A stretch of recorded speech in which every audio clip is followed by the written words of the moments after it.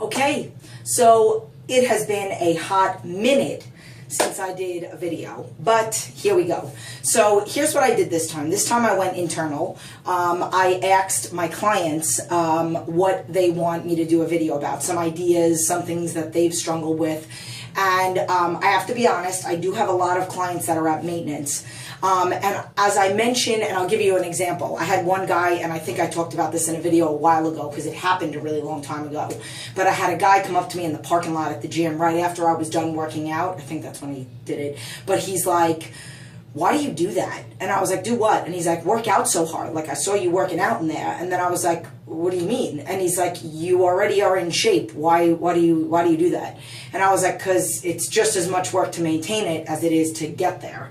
So like, just because I'm at goal doesn't necessarily mean, number one, that I'm comfortable, because we could always get that much better or do a little bit more. And I don't necessarily mean physically. I just mean like new challenges, creativity. You know, if I want to, maybe I can challenge myself to be able to do more of a certain exercise, or lift a little bit heavier of weight, or do this combination back to back that's really challenging and maybe get an extra rep than I did the week before that. Or it could just be getting more creative with my workouts and just doing something different. But it doesn't mean just because I'm at goal, it doesn't mean that I get to sit on the couch and eat bonbons. So basically what a significant number of clients actually asked me about how to keep that motivation when you're maintaining goal. And some of these tools that I'm going to give you are helpful towards people that are still trying to get to goal. So you have to think in the back of your mind, you have to be, and this I've explained about cardio. This whole journey, you have to understand that it's a lifetime. Just like I say that I feel like I'm blessed that I have Crohn's disease because it keeps me motivated. If I didn't have Crohn's disease, maybe I wouldn't have a reason to not eat the things that I would ultimately like to eat. So we got to find what that motivation is. Oh God. Okay. So it's all about thinking about things in the right way. So whether you're at goal or whether you're on your way to goal, you have to think that there's no end point. There's no like, okay, I get there and then I can go back to my old ways. No, you can never go back to your old ways. I'm okay with the fact that I have an emotional connection to food, and I will for the rest of my life. I'm going to be 37 years old. I have a lot more years on this earth, and I'm okay with that. So that's one thing that you have to be okay with. If you think in the back of your mind, oh, once I get to here, just keep pushing, keep pushing. Once you get to here, everything's going to change. No, it's not. So you have to start throughout this journey, you have to start being okay with this always being the journey. I will always have to pre-plan my food, and I'm okay with that.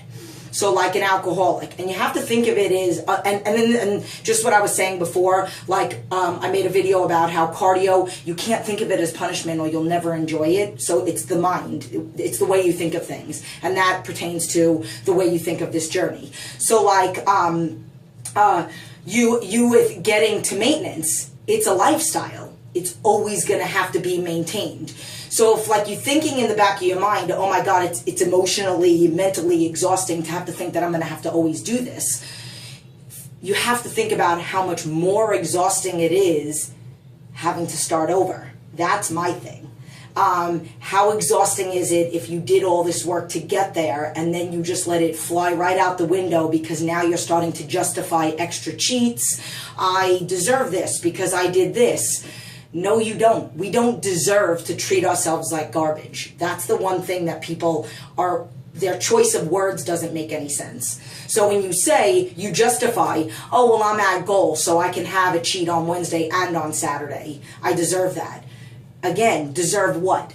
You deserve a cheat that makes you feel like garbage and does terrible things to your insides. And in the long run, you have to think about your health.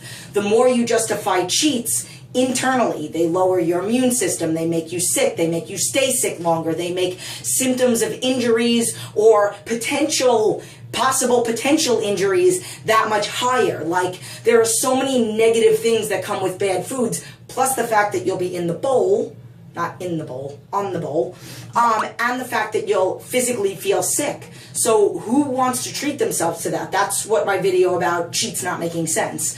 But that's what you have to think, that it's okay that this is going to be it. So what I think of, and this is what I was thinking of yesterday, because I did attempt to make this video yesterday like 3 times, and all my alarms kept going off, and when my alarms go off, my recorder shuts off. So yesterday, what I gave an example, and I thought of it yesterday as I was on camera. Let's just say if you have a family member that's an alcoholic, and I use this as an example because it's so true. Like, an alcoholic will never be able to go into a bar because it will. And we're talking about if they're 20 years sober. It's a disease. An eating disorder is a disease, and you have to understand that way too many Americans have this eating disorder, have emotional connections to food. And it doesn't matter if you've been doing it for 10 years, if you've known it since you were a kid, if your family has always used food for comfort, and if now you've been practicing it for 20 years, you're still going to continue to have to practice it. I am very open about my stuff, and I literally just told a client on Saturday, I still have to have a game plan for my weekends. I would want to eat 2 and 3 protein bars at night. I would want to overindulge. I still get those emotions because I will always have an eating disorder, but I have not physically binged and purged since I got out of the hospital many, many years ago. And I've mastered my coping skills, but it doesn't mean I've mastered the disease, because we never will. So getting back to my example about your alcoholic friend, who's been sober for I don't even know how long, and maybe they've been sober for 2 years, and one day they confide in you and they're like, this is so exhausting. Like, I can't do this forever. I can't emotionally wake up every morning and tell myself affirmations that I will get through the day with my family member that likes to have a glass of wine with dinner, and it's emotionally exhausting to eat dinner with them and see that, or to sit down and watch a ball game and see beer commercials, and I have to convince myself to either change the channel or that I'm okay and I don't need that beer. And if a family member said that to you, I don't know if I could do this. I might just need to start drinking again. I need to just relax my mind. You would tell them, no, you don't. You don't need it. Yes, it's hard. Every day is going to be a struggle for the rest of your life. You're going to have to convince yourself that you can do this, and that you don't need alcohol, and that it's terrible for your system. So is bad food. That's what we have to understand. Like, we have this extreme thing to, like, alcoholism and drug addiction and all that other stuff, but food is just as much of an addiction, and it very much kills our insides. So motivation for those that are trying to maintain. Again, you have to think of this as a lifetime thing, but not in an exhausting way. I'm totally okay with every Sunday 45 minutes for me to prepare my food for the next week. It makes the rest of my week that much better. It's not exhausting to think about 45 minutes on a Sunday to cook for the week. It would be exhausting to have to think about every day, what am I going to eat? Do I have to waste gas driving somewhere? And I've talked about this in videos before. Waste gas, waste money, going someplace that has fake chicken and fake turkey and way too many carbs and stuff that I don't even know what they're cooking it with, and food that's been cooked in a factory instead of in my kitchen. So what a motivation I would say for a client. With me, my biggest thing is fear. I don't ever want to go back and hit that rock bottom. So I'm an extremist. For me, it's like I either I'm going to have a whole bag of chips or I'm not going to have a chip at all. And chips would be terrible for my system. They would, every injury and every ailment that I have in my body, physical pain, I have problems with my spines, problems with my neck since 1999 in a car accident. That's the reason why I don't relax, because I am in more physical pain when I relax than when I am active throughout the day. So people ask me, why am I so active? My pain is actually my motivation to be active. And I think relaxing and watching TV is kind of a waste of life. There are so many more things that I would much rather do than watching, like I'm watching actors make money off me being lazy. It's a waste. I want to make memories with my son and my husband. So my motivation is fear of going backwards, fear of having to start over.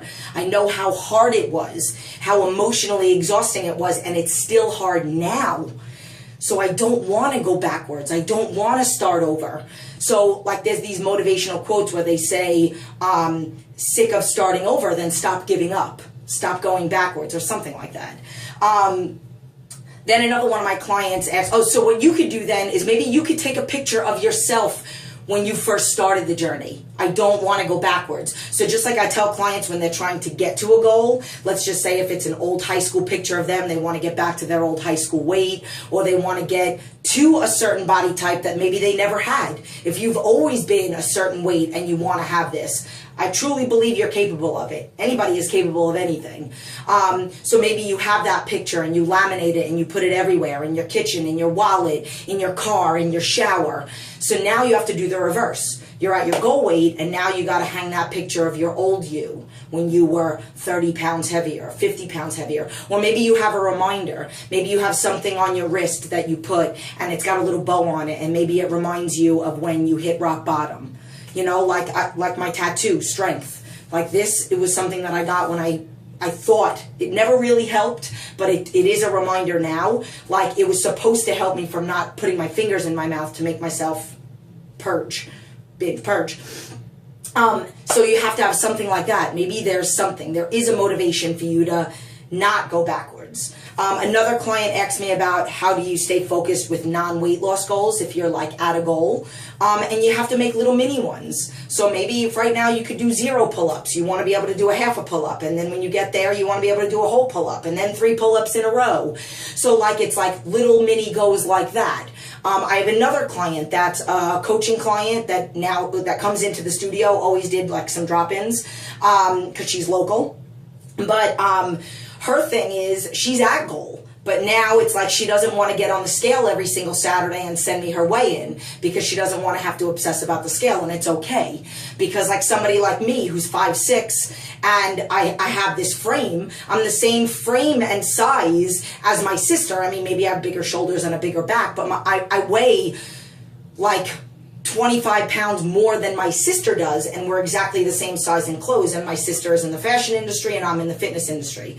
My sister doesn't really work out, even though she's starting to, but that just goes in like when it comes to like scale. I don't really care what the scale says, but that client, we came up with an agreement that she's going to try on these pair of pants every Saturday, and then she's going to text me, yep, still doing good in my skinny jeans, or whatever it is. So that could be like a goal. Okay, eating to not lose weight. Also, if you're trying to, let's say, like gain more lean muscle tissue, it doesn't mean that you have to, and I'm not going to go into the whole bulking thing. Don't ask me for it because I'm not going to go into it. But I don't necessarily think that you need to eat like a pig to bulk. I think that you can eat a little bit more, get in another small serving of something else, add in a little bit more protein, add in an extra serving of carbs, but again at the right time of the day, go a little bit heavier on your weight and put on size. I actually had a client the other day that asked me, you run 5 to 7 miles every single day, how do you keep muscle on your legs? And I say, I train the right way, I eat the right way, and I don't believe in that. Okay. Then not wanting to go backwards. Okay. So another thing is a client asked me about negativity. I have done 1,000 million videos on negativity, but when you're surrounded by it, it's really important that more than usual that you try to negate the negative. So like I'm very big on positive affirmations in the morning and in the evening, but you might have to do them throughout the day. So for every negative comment or every negative thought, this was something that I did right after the hospital. A practice that I did besides those two things, and reading, and every chance that I had, I was out of my house. I was either working 7 days a week, had 3 jobs, 4 jobs at one point, and then I was at the bookstore and reading and not wasting life, not wasting time, enjoying music, downloading music onto that little thingy that I had. But a practice that I would have is, let's just say when I first got out of the hospital, one of the things that I would do is every single time I thought something negative to myself, whether it was in the middle of the day or not, I had to say 3 positive things. So if I was in the middle of a conversation with somebody and I thought something negative, or even I said something negative out loud, like, oh, I don't think I could do that. I'm like totally not smart enough for that. I would either walk away, I mean, not be rude, but I would then go and either look at myself in the mirror or just kind of sit with myself for a minute, and I would say, I am not stupid, and then 2 more positive compliments to myself to negate that. So that's a good practice for you to start to try to do, especially if you're in a job that is just a lot of negativity. There's one thing over here. I already pain, not one. Okay. And then like another motivational thing. One of my clients, with me, I don't post pictures of myself every single day, and my husband laughs at me and makes fun of me that I post selfies every day. But I don't do that because I'm trying to show off, and I've said it a million times. I need it. I need to post to you guys. I need to always have to show my abs, because back in the day before Facebook, I might have convinced myself to eat crappier food, not caring so much if my abs look good, because nobody's going to see them. But I need for people to see them. I need to post that I ran 5 to 7 miles, because I might go back to bed if I didn't have anybody to hold me accountable. So I have a client that every time she goes to the gym, she posts it. Me, I need to be a woman of my word, because I cannot ever give in to that one of the 4 agreements. So being a woman of my word means that I'm going to get up every morning and run no matter what, even if it's not getting up. If I go all night without sleeping because I was in the hospital or because I went out with a friend, I'm going to stay up, critique food logs, do cardio, and then go to bed. Like, I just have to do that.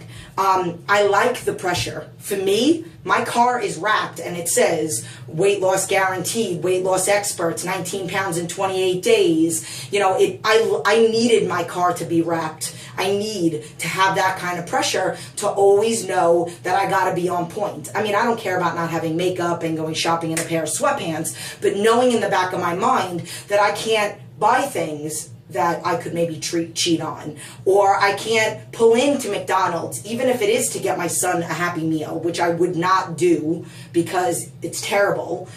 Maybe once every 6 months I would get him nuggets if he wants a little treat. But ultimately that kid eats bags of chicken and carrots, and those are the things that he wants. So it's about pressure, but pressure in a positive way. I'm okay with having that pressure, because I need it. It's what keeps me available. And again, it's what keeps me on track.